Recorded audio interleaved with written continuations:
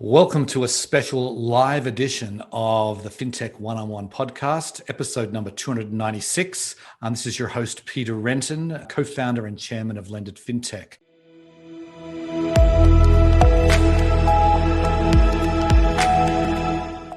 And today on the show, I'm delighted to welcome Pankaj he's the CEO and founder of Scienaptic. I'm not going to try his last name because it is a very challenging last name for English speakers. But anyway, Synaptic are one of the leaders in when it comes to AI in underwriting. We're going to be talking all about that today. We've got a great show planned with covering lots of different topics inside. Demystifying AI, talking about how it's being used today, how lenders are leveraging it, and why it's the way of the future. So with that, welcome to the podcast, Pankaj. Good to be here, Peter.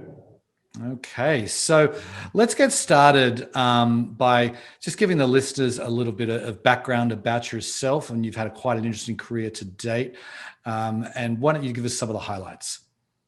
Sure. And for academic purposes, my surname is Kulshreshtha. Don't try it, your tongue can. But really, I think the best way to describe myself is I'm the geek that got out of the basement, basically. So I was doing this PhD at the intersection of economics and computer science several decades ago. And GE advertised hiring modelers in their analytics center of excellence that they were trying to set up. That was a relatively novel thing at that time. So I said, okay, instead of going into academics, why not try a corporate job in this interesting area for a few years, and then we'll see where it goes.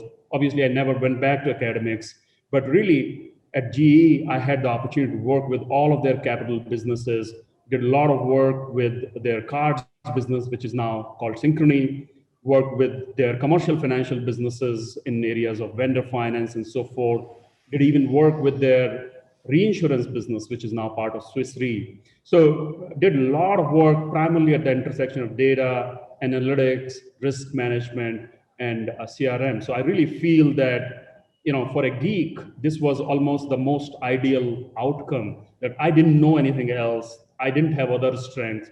And what I had strength in, I got exposed to in a very good manner with a very good company. And it has become the thing. Everybody is talking about AI and so forth. So I feel blessed that I have this opportunity to do what I'm doing at Scienaptic. Right. So maybe tell us the founding story. I mean, what was sort of the aha moment, or what led you to start Synaptic? Right. And in a lot of ways, Peter, I think the truth of these things is not that interesting, really. The truth is that my whole career was spent, I didn't know anything else apart from data analytics, risk management, and so financial services. So if I was ever going to do something, it was going to be in this area. But one story, which was not necessarily the founding story, but it did stir me up, and lots of my team members in the early days actually see me quite animated about that. A topic was this. So this was the early days in our startup, and I wanted a particular credit card. It was one of the premium credit card that one of the well-known brands was offering. I applied for that credit card, and I don't do that kind of stuff very often. I don't carry multiple credit cards and so forth, and I get rejected. As you can imagine, that was very hurtful, right? I was a senior exec, and I was like, oh, I write these algorithms for God's sake, actually. So, how can I get rejected? And then I started looking at my own credit scores just to understand what actually happened.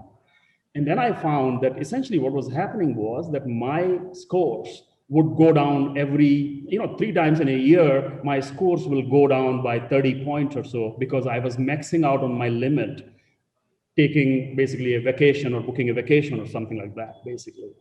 And because of that, the credit card company or the bank will not approve me for that particular product, really. And I'm going here thinking, oh, this can happen to somebody like me, who's basically in the premium segment where the service levels are supposed to be a lot higher. What happens to people who actually have not such a great credit history? I mean, what is the opportunity for them to get credit? And that brings another thought, which is, as a society, Peter, it's very clear, and COVID has shown us very clearly that lots and lots of people, their jobs are getting disrupted because of the technology disruption, because of the macroeconomic disruption, so forth. As a society, we have to make more credit available, really, in a responsible manner. And basically, I said, let me get to the bottom of it and figure out a way to change the instrumentation that is available to large number of lenders so that credit availability can actually be increased. That was some of the inspiration. Right, right. Okay, I know we've had a bunch of new people join. This is a live podcast. Just wanted to remind everybody, we will be taking audience questions at the end of the show.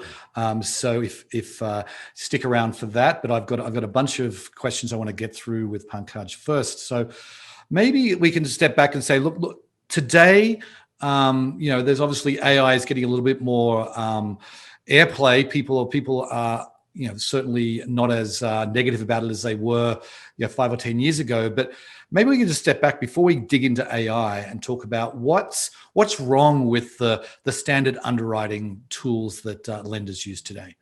Right. Peter Keynes said famously once, when the facts changed, I changed my opinion. What do you do, sir? That to me actually simply tells what is wrong with underwriting. It's just too slow to change. Everybody knows that stories like mine are very common, really, right? All of us have had personal experiences. I've had so many stories of this kind of stuff in Uber rides when I talk to people who are really trying to find a way to get some credit so that they can pass the hump that they've got stuck at in their life stage. So really, we know the story. In fact, what happened? I can actually relate another story. I ended up going to our banker in New York City. And really, this was, again, earlier days. I was trying to get a corporate credit card. I go to the bank branch, which itself, frankly, shouldn't be needed, right? You shouldn't have to go to bank branch when you have been banking with the same bank. They should be able to offer products to you proactively. That didn't happen, obviously. But I go there, apply for a corporate card because I wanted to move away from putting all of these business expenses on personal credit card and then claiming them back. So I go there, they say, okay, you come back or we'll get back to you after a couple of days.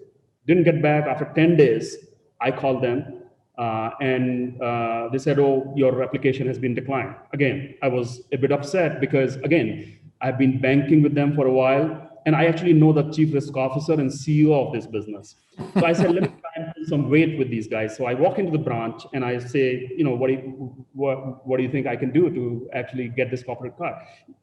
She says, no, sir, I can see your profile. I would really think that, they should have given you the credit, but this is our, underwriting department and we can't change anything there.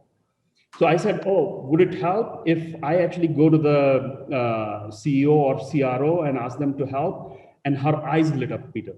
She was almost like, oh, okay, but if you're going there, yeah, you should tell them that we have so many issues with the backend systems. And she was always giving me a list of things that she would like get some attention from senior management. So the point is, underwriting systems are not able to behave intelligently. They don't take the intelligence which front-end team actually is getting about what the customers need and so forth. And just the policies and back-end is so inflexible that banks will end up losing the opportunity to grow as well as provide more credit to people.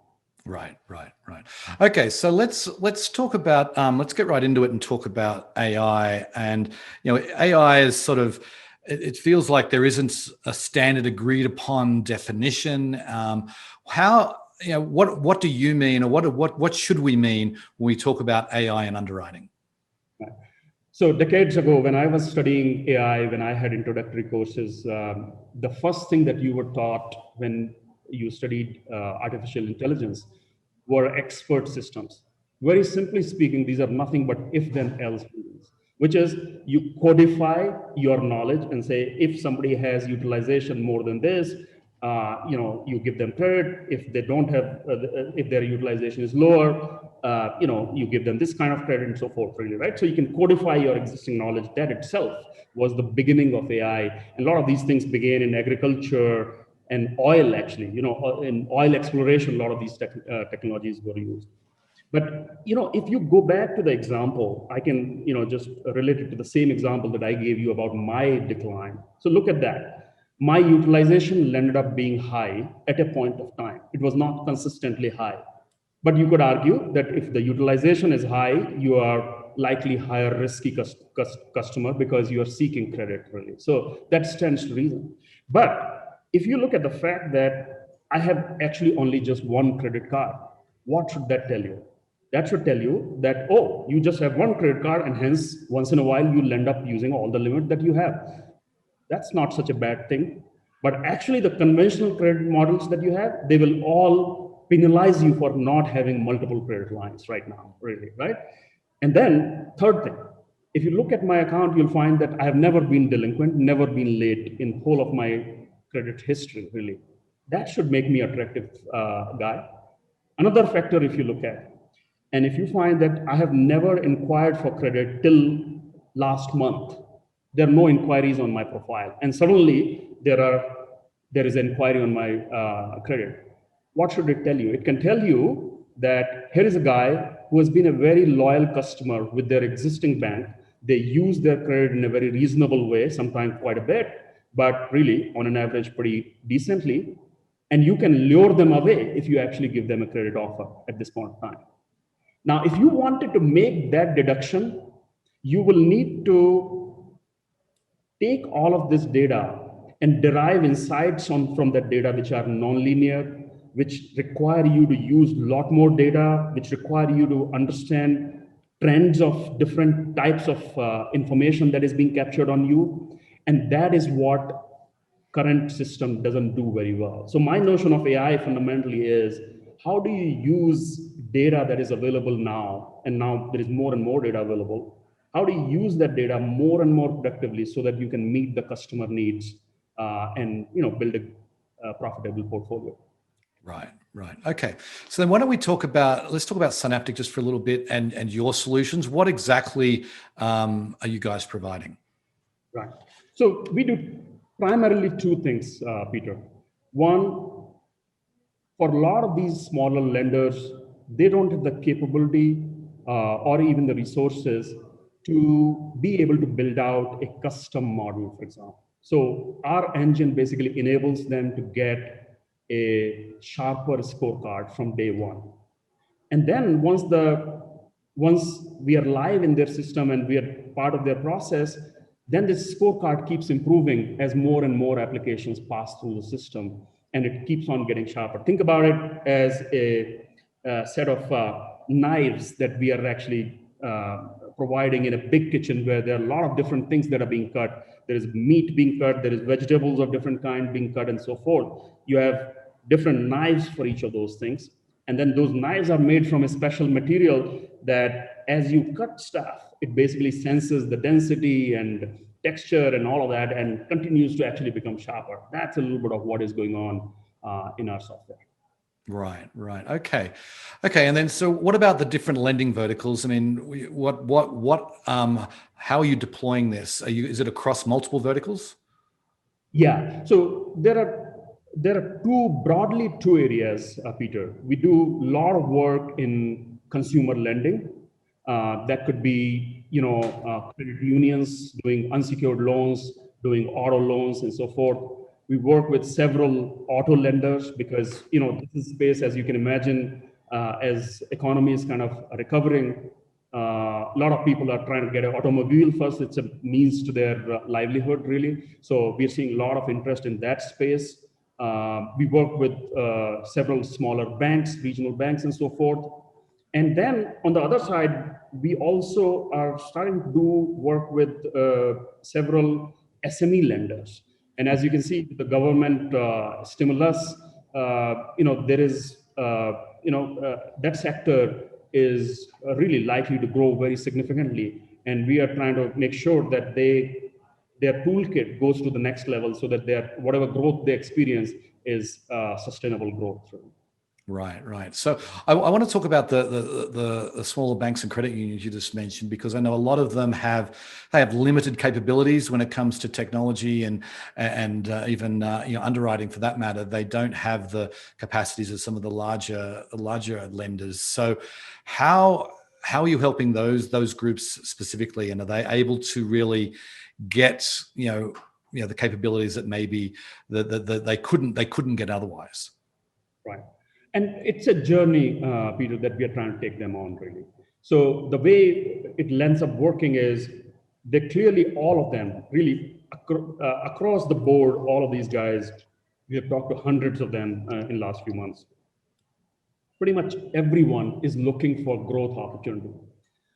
Nobody is talking about having a loss issue, which we used to hear about a couple of years ago. Right now, everybody is just talking about how can I lend more, but make sure that I do it in a reasonable manner. So that's a very sensible way these credit unions and smaller lenders are actually thinking about. So what we do is we get in there and we say, we definitely have this toolkit, and at least we feel very confident that this will give you significant improvement in your approval rates. But the way we basically encourage them to do this is understand your own risk appetite and do a little bit of testing. So the first thing that we end up doing is we'll end up understanding their existing loan origination system, or whatever is the technology that they're using. Most of the times it's some loan origination system. Sometimes it's something that they have bought from a smaller loan origination system, sometimes one of the bigger ones. So we basically go in with them and say, okay, we'll just set our system on top of your existing system. Nothing in your existing order needs to be disrupted. Just put 10% applications through our system and get a challenger decision. And then you can decide whether you want to roll that up to 30% of the portfolio or 50% of the portfolio and so forth. So that's the first thing, that's the step one in our engagements typically. Another thing that happens, Peter, is that in lots of these cases, we find that credit unions, so forth, even now have a judgmental component. And I think it's a good thing, because there is a human being that is looking at all the quantitative information that is being provided by these scores and credit reports and so forth. But they also have the ability to ask a question to understand the situation of the consumer. And that's what credit unions actually do particularly well. They can have a lot more empathy to the, So that brings in additional data. So what we are also able to do is we are able to say, right now, you're basically putting all the applications through the judgmental underwriting process, which actually makes that process not very effective. So what you can do is you can target that. And in cases where the approval or decline decision is very clear, really don't send it to the judgmental underwriting team, but then send those cases where you actually need more information and get a judgmental underwriter to make the ultimate decision there. So that becomes the second stage. We give them a lot of operational efficiency by doing this. Their judgmental underwriting gets very focused on driving growth for them. So that's roughly the plan that we get them on. Over a period of time, we think that, as they get more comfortable with the algorithms and they get the confidence that this is not blowing up anything in their credit risk performance, I think it'll go in ways that I can't even predict right now, I guess. Right. So then if you want to get started, I mean, how long from the time that you first have an engagement with a smaller lender, how long before you can really start a pilot program, so to speak? Right. So in most cases, it ends up being somewhere between 4 to 8 weeks, Peter. And that timeline we are trying to shrink continuously right now, because we are building these partnerships with the loan origination systems so that the integration is almost pre-done. We already have partnerships with all the data providers, so we can bring all the data together very quickly. That doesn't take time. But on the integration to the loan origination system, we still have some work that we have to do. But really 4 to 6 weeks typically. In some cases, we have been able to get people up and running even in 2 weeks' time. And that happens with the smaller startups who have their own homegrown kind of loan origination system equivalent. So then we have a tech guy who we can just sit right across table, work on our APIs, and the integration gets done within a couple of days time, and we can get them live in a couple of weeks time as well. Okay, interesting. Okay, so let's just dig into the data now. You mentioned a little bit about this in earlier, but I want to sort of talk about the types, the breadth of data, the types of data that you put into these underwriting models. Maybe explain that a little bit. Sure. So all the three bureaus is par for the course, obviously, in this space, right? Everybody uses some sort of bureau information. So obviously we use all of that data. The difference when we use bureau data, Peter, is this, that most people will use a standard score, like a FICO score or a Vantage score or something like that, and 10 other attributes, for example. Our models will, guzzle maybe like 100, 200 variables, depending on the model that we are using. So there's just a lot more richer information, even if it is coming from the same bureau, basically, that the lender was using earlier. So that's one thing that happens with just the bureaus. We use a lot more information from the same bureaus.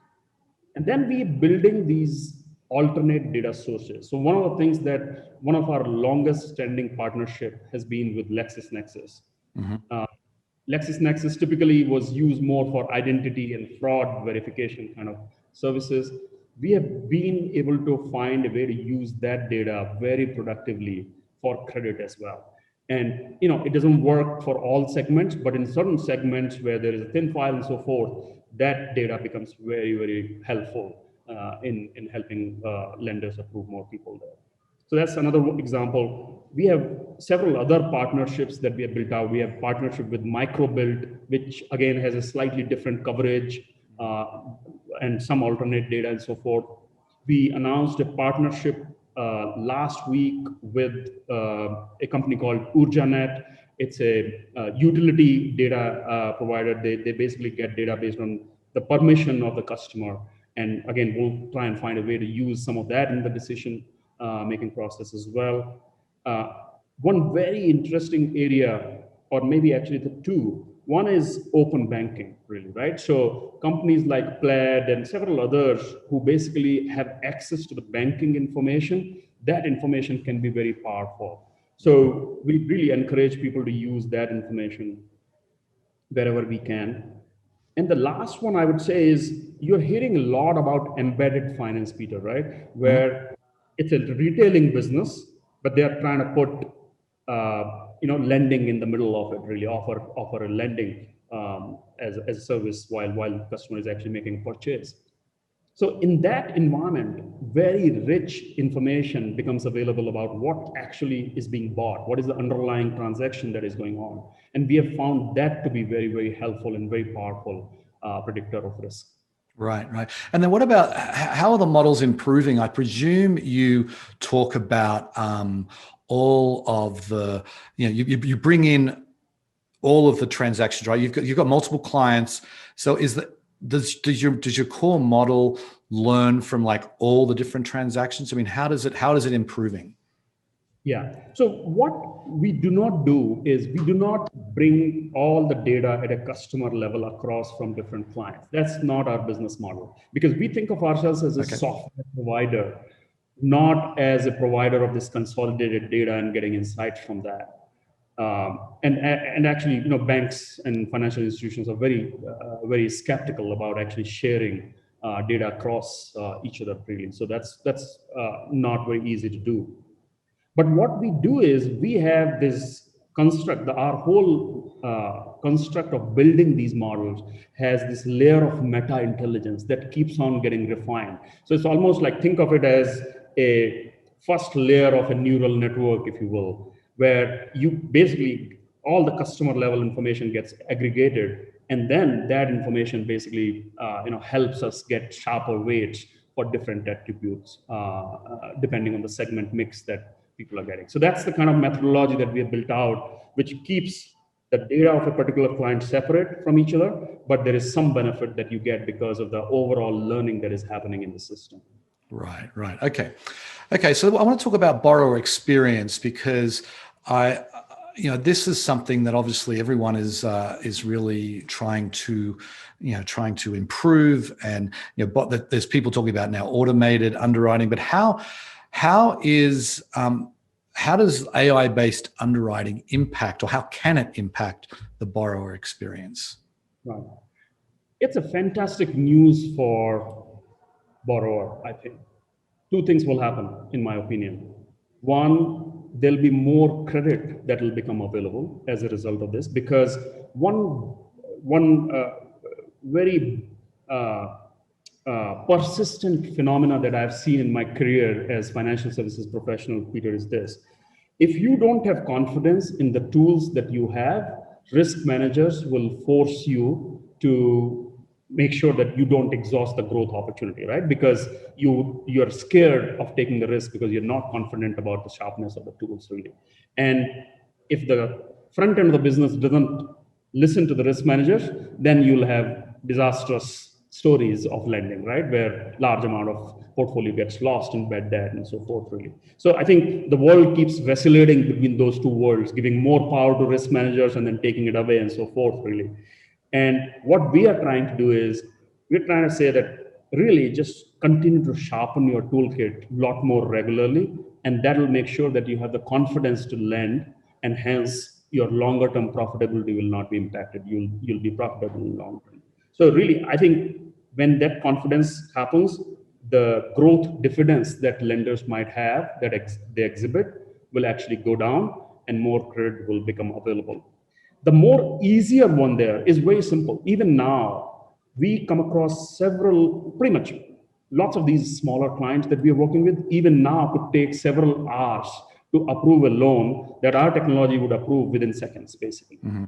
So really, and COVID has actually really forced the hand of everybody, and because customers are not demanding that you give them a digital experience, really, right? So our technology really enables the digital transformation, and one of the best outcomes there is that the approval decisions will happen a lot faster for the customer. Right. Okay. So then, with COVID, I mean, obviously we all know what happened in the last year.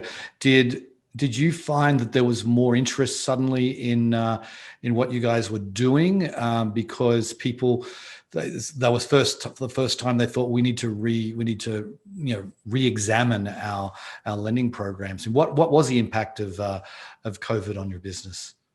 Yeah, I think in the beginning, obviously, first few months were a total wash, right? Because everything was locked down. Sure. But really what happened was we basically used that time a little bit productively, I would say, Peter, if I may say so myself. We basically started doing these webinars, started doing these webinars and really just started sending out education, basically. So we talked about borrower stability index. And I don't know if you noticed, the previous year, 2019, Peter, we were at Lendit and Money 2020. We were the only people who were actually talking about recession-proof lending. I feel bad that our words ended up being true so quickly, really. But really, that was the theme that we were trying to tell people that, get ready for more difficult times, slower growth and so forth. Get your credit risk toolkit ready. And that's what we were talking even before COVID hit. So that whole theme helped us. But essentially, when people started coming back after COVID, the first thing people were talking about was, oh, our volumes are down like 70% or 50% and so forth. How do we get this back? So that was one theme, right? That growth had totally gone out. There was a need to actually put more credit out in the market. People actually had the capital to invest, actually, and they were not first time able to actually, they were just really not sure whether they should start lending. So that was one theme. And then the whole expectation on digital, digitally engaging with the customers. These two things made, I think, a lot of credit unions and lenders look at what can now be done. How can they get advanced? And one of the things that has happened is the provider ecosystem, Peter, has a little bit put fear in the minds of these people, if I may say so. And we benefit from some of this hype, but I think people are almost scared when you talk about AI and technology. Some of these smaller lenders, they feel scared. Oh, they don't know or they can't afford and stuff like that. So we figured out the right price points, we figured out the right engagement model, and that is what we think we are seeing a lot of traction in last 8-9 months. Right, right. I want to mention, Dave Gerard, who I'm sure you know, the CEO of Upstart. They've obviously done a phenomenal job in this area, and they have, gone public and doing really, really well. But he said in their first earnings call as a public company, I don't know the exact quote, but it was something like, all of underwriting will be AI driven in the near future. And I presume you agree with that statement, but I want to ask, what's it going to take to get there? I mean, how are we going to get to 100% AI driven underwriting? Yeah, so I had the fortune to work with another Dave McAleer, in early part of my career. And he had this concept more than 2 decades ago, more than 20 years ago. He basically said, I have this perpetual money-making machine concept, which is nothing but a bunch of what is now called AI, but bunch of propensity models. So you have models of response, models for activation, models for spend, models for revolving behaviors, models for probability of default, and so forth. You put all of them in a box, put a prospect pool at the start of this box, put all of those prospects through that, and out comes profit, basically. And all the operations, allied operations, are outsourced to partners and so forth, really, right? So that was the model that was built. And really, what happened was this.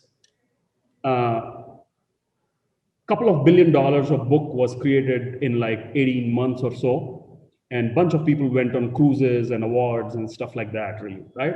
And after 2 years of that, we started seeing the losses. Eventually, we lost about 40% of that book in losses, basically. Wow.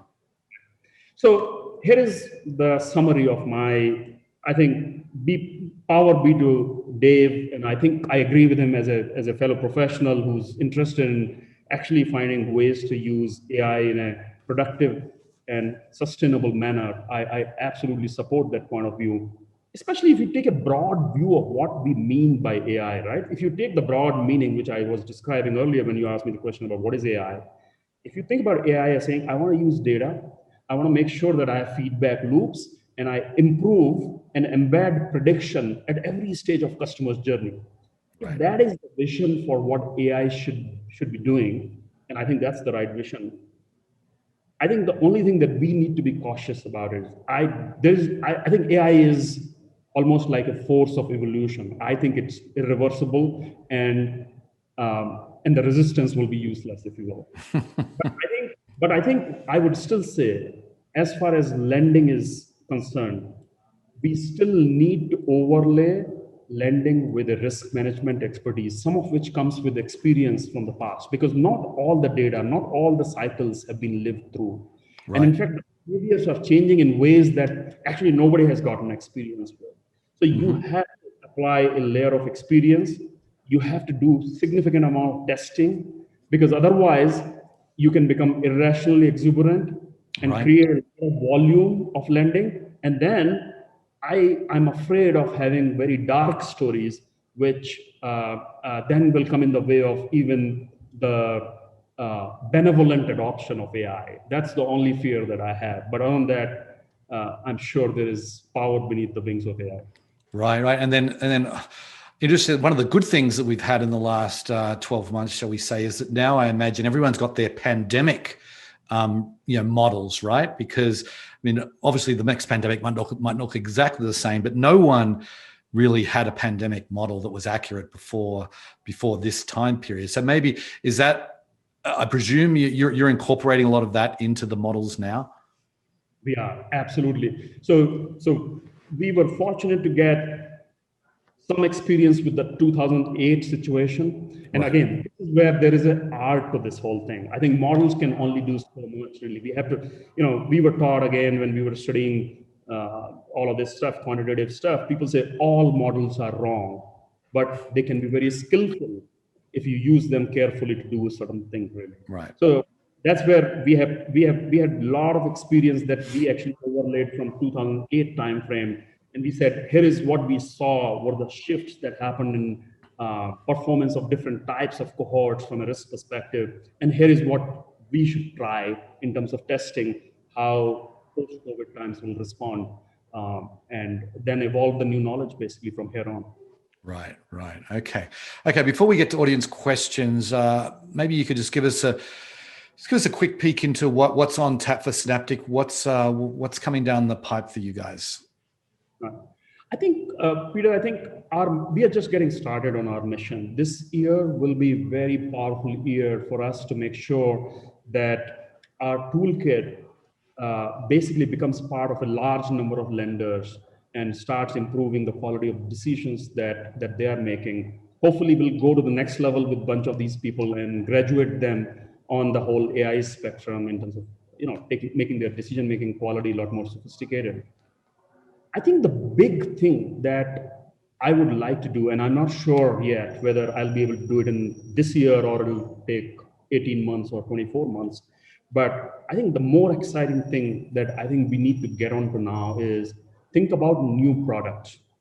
This whole model of saying, I have a credit card or I have a loan and I'll apply and I'll get rejected for it, and then I'll apply for another product and see what I can get.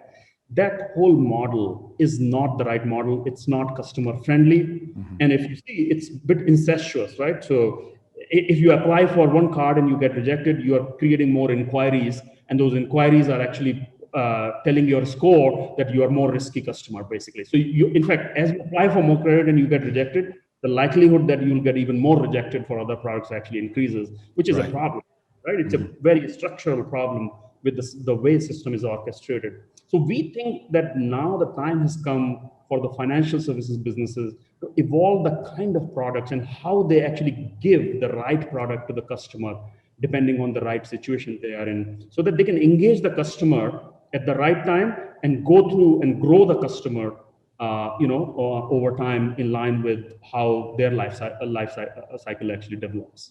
Right. Well, that's a big topic for another time, Pankaj. It was really fascinating having you on the show. We're going to go to audience Q&A. If you're listening to this through your podcast app, we're going to end the session right now. But you'll be able to go and view the video, listen to the audience questions at the show notes. There'll be a link on lendacademy.com. So with that, thank you very much, Pankaj, and we'll go to audience questions now. Okay, so we have a bunch coming in here. Let's just, first one, you say, do you see a growing opportunity for commercial alternative lenders, auto/fleet loans, to use automated credit underwriting? Hugely. I think that's a massive opportunity, right? Because one, I think the need is very clearly there, right? This is what is needed to get the economy going, really, right? So the need is very clear. Also, people don't realize that now there are a lot more data sources and connections possible so that you can get the information to make a credit evaluation in a lot more digitized and systematic manner, right? So for example, if the business has a bank account, we could actually just get connected with that, get the whole history of their behaviors, how much volume they have seen and so forth. And lots of different sources like that are becoming available, which should enable a more automated and sharper credit evaluation. So absolutely, I think that's a big opportunity. Mm-hmm. We got another question. He wants you to elaborate on recession-proof models. I want to know, is it adding aspects of econometrics? Is it more about extreme tweaking of current aggressive versus conservative variables? Perhaps make it a bit more specific. So that question is from a fellow geek. Obviously, yes. No, I appreciate the question, and I think here's the thing. And I think in a way, recession-proof is a misnomer. I think it exaggerates what is possible, really, right?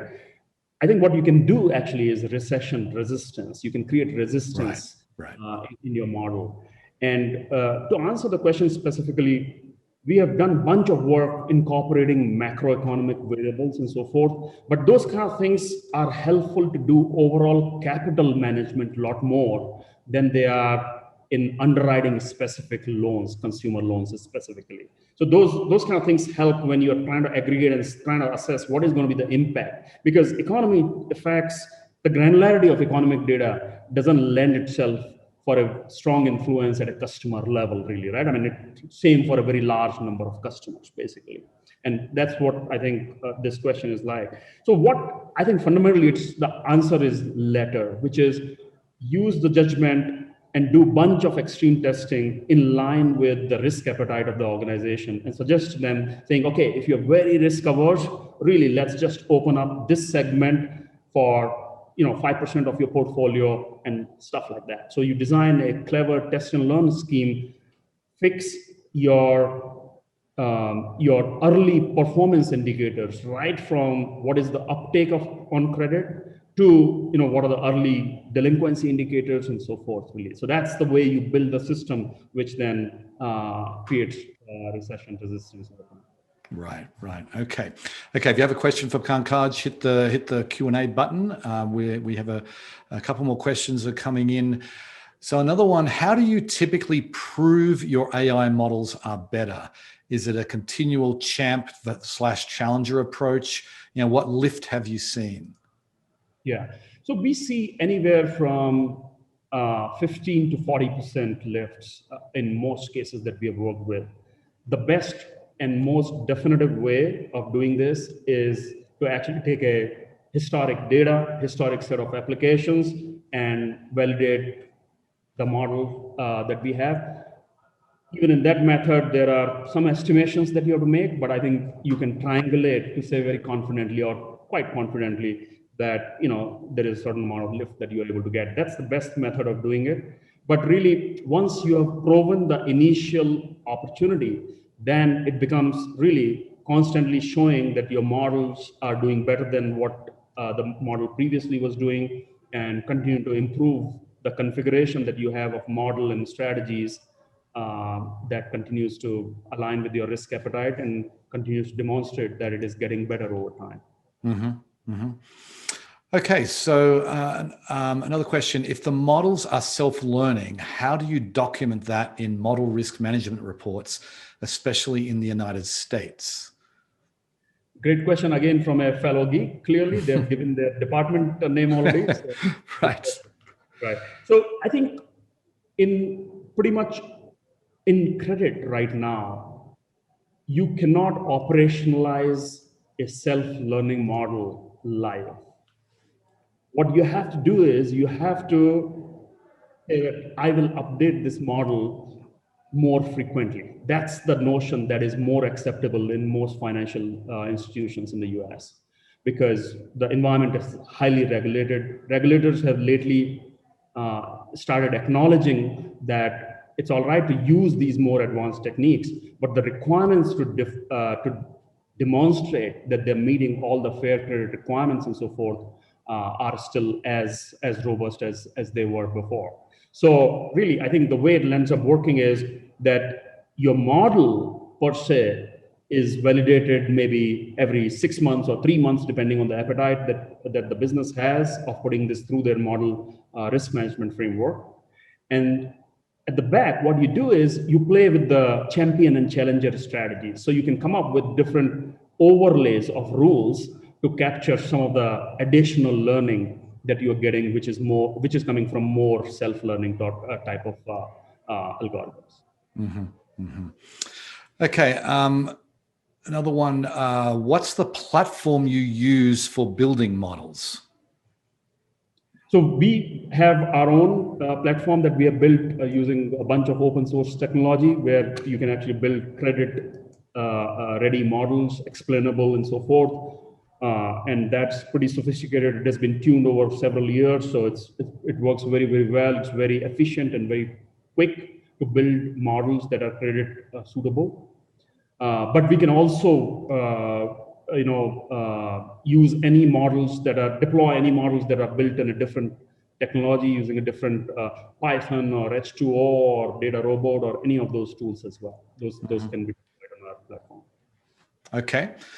Okay. And here's our last question. What are the few things or talents a lender would need to do to best prepare for and maintain such models before and after they're implemented? Great question. I think, and I might just give a slightly longer answer to that. I think lenders that we are working with, I find them very clever and very pragmatic in the way they are thinking about somewhat hyped up issues around AI and so forth. So they're quite hard nosed about saying, I want to see the impact really. And I want to see the impact either on my growth or I want to see it on customer experience really. And I think that's the right way to prioritize. I think ultimately, this is not very complicated. Models are very simple in a way. I mean, you can always hire, one or two people that understand the nuances of this modeling and so forth. But if you're working with people like us, we bring that knowledge to you and you don't have to worry about it. The more important thing is not so much about how to manage the models, but it's more about how to actually use the models in your process, how to actually design the strategies, how to make sure that all the things that are being done by these underwriting strategies are in line with your risk appetite as an organization. That's the bigger gap that I see in the organizations. And that's where I think you need expertise, which basically borders on knowledge of financial services and risk management, and some sensitivity to saying, here is how models are models are developed and so forth. But they don't have to know a whole lot of detail of the models. That's the kind of thing that we can help with. Okay, we actually have had a couple more questions come in. One here, how do you balance the trade-off of getting additional uplift in estimation accuracy coming with additional or alternative data that often needs consumers' explicit consent versus the risk of customers drop-off and negative selection bias when this data is requested from the users? Additional steps in application journey, obviously there's more friction involved there. So did you get all that? Totally. Again, from a fellow geek, very good question. Yeah. I think it's a very good question. And, here is what I would say. I was in a conversation with very senior CEO and chief analytics officer of a large bank. And they asked me a question about, what do you think about this additional data, social data, and, all of that stuff? And I said, let me ask you a reverse question. You tell me, what is the extent to which you think you use the data that you currently have about your customers? And you know what the answer was? 25%. So Crazy. I think there is a level of interest around these alternate data, and there is no question that some of this data will become very seamless over time, and we will know the kind of things that this person asked about. What is the utility of it? What is the marginal benefit of getting that information versus adverse selection and stuff like that? There's a lot of math that will have to happen over a period of time to get comfort with that stuff, and it will happen over time. But really, if you are prioritizing initiatives, please, my advice to lenders is first look at whether you are using the data that you're currently getting in the system as effectively as you can or not. Because if you start using that, you will get the impact tomorrow and you won't have to break the bank actually building that capability. And that's the first thing that you must do. And after that, yeah, we can have these conversations about where additional data can add value. Right. Okay, the questions keep coming. Could you talk about the application of the technology to small business underwriting, and in particular, the types of data sets that the system would rely upon? Yeah, so I think I feel that the opportunity to enhance the decision making for a small business lending is huge, really, right? So there are multiple bureaus and there is a lot of variation there, fortunately or unfortunately, right? So there are obviously DNB and Equifax and all the big ones are there, but PayNet. So there are differences in the kind of data that these people are capturing, really. So there's an opportunity to figure out for what segment, what kind of data actually works well. So in our work with a fairly large small business lender, we did a lot of clever stuff figuring out and helping them figure out what is their cadence of how they should go after what data comes first, what data comes next, and so forth, really. So build that cadence of, who you will go after first and so forth to enrich the quality of your decision. So that was one thing that can be done. But I think the other data that is very powerful that I would actually encourage lenders, small business lenders, to find a way of getting is, if you can get the bank data, that'll be very powerful. If you can get the current account details of the underlying business, that'll be very powerful. If you can get some data about the underlying dynamics of the business, about how much are they selling, how often are they selling, their average ticket size, all the business dynamics stuff, because now all of these small businesses have some sort of way of keeping track of that stuff. So if it is possible to create a pipeline into that, then you start kind of getting very rich information to underwrite these businesses in a lot more meaningful way, apart from the bureau information. Because bureau information, what all said and done, is based on business financials that are delayed. And for small businesses, there is a lot of variation, and there are lots of ifs and buts in those financial documents, really. So if you get that real business performance data, that can be very powerful. Right. Okay. So this is the last question.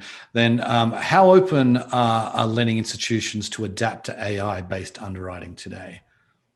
I think they are getting more and more open now. I think they're realizing that, yeah, there is this whole thing about AI, but fundamentally what we are talking about is a prediction model using the data that you have on your customers. It's not that dramatically different than what they're doing currently.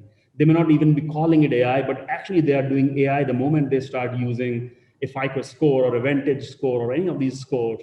They're fundamentally doing AI in a way, because there is a prediction involved in this. So I think they're getting their head around it. And I think folks like us are trying to get them comfortable and take them on the journey.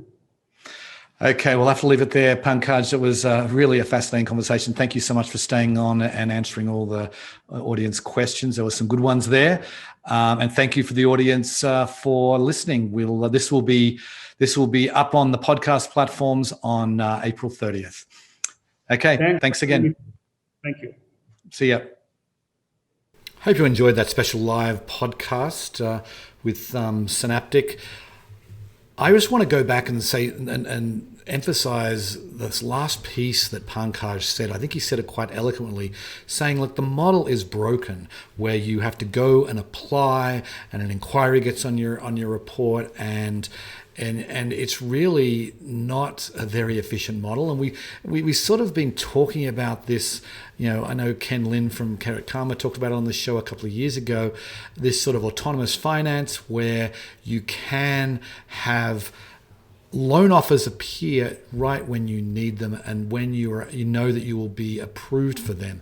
I feel like we're just getting going on that. We're not quite there, but I can see Pankaj's vision is going to come true. I really think in the next, possibly 2 years, but certainly the next 3 to 5 years, we won't have to go out and search for credit and get all these inquiries on our credit report.